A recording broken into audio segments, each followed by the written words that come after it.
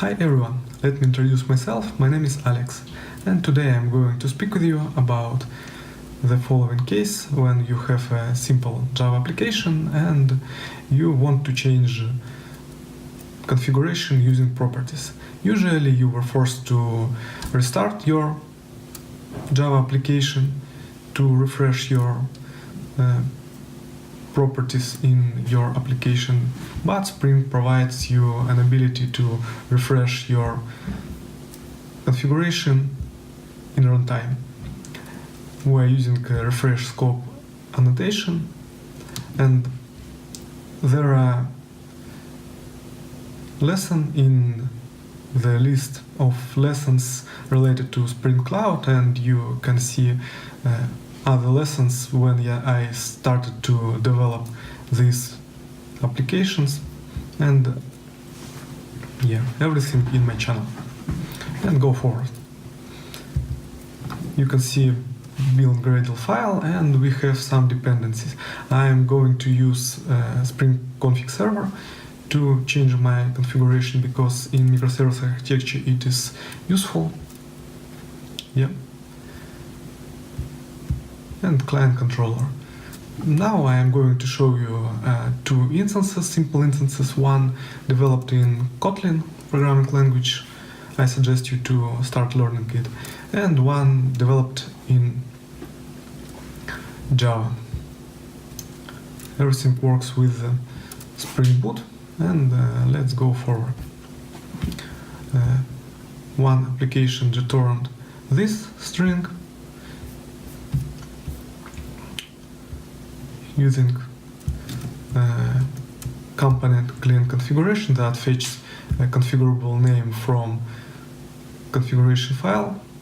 This configuration file stores into my other GitHub repository, and I am going to put the links above the video, and you will be able to check out my source code from one repository with these projects and from other repository with these configuration files. And the Spring Cloud config fetched the configurations property files in YAML format from GitHub repository and provide it to my applications. Everything is simple. Okay. Client region 1 and simple service for clients. You can see this information, and also you can see this information in Spring Boot admin console. I have a video that shows you how to configure the same thing for your application. You can find it in my YouTube channel and in my repository. Okay, you can see this property field, property values, simple service for night. And let's change this for princesses, and let's change it. Okay. You can try to refresh this, but everything still as it was. And let's check it on my application. Yes, it was as it was. And for apply these changes, we should refresh context. And after that, update environment.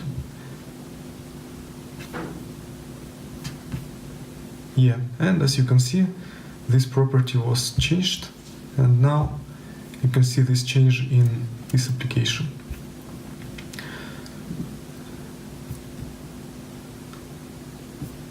Okay, now that's all that I want to tell you today. And if you have any question, feel free to ask me in comment section below the video. And thank you for your attention. See you later. Bye.